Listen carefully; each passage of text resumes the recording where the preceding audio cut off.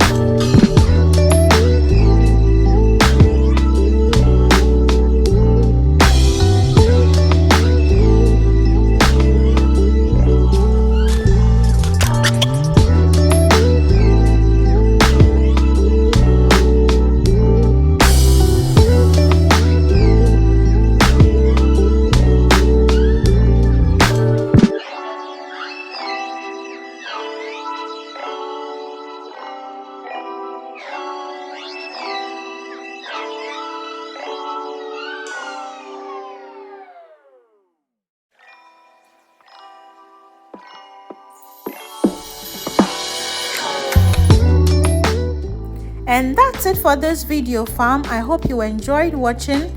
Please like, comment, share and subscribe to my channel, and let's grow together. I hope to see you in my next video. Until then, stay safe and never give up.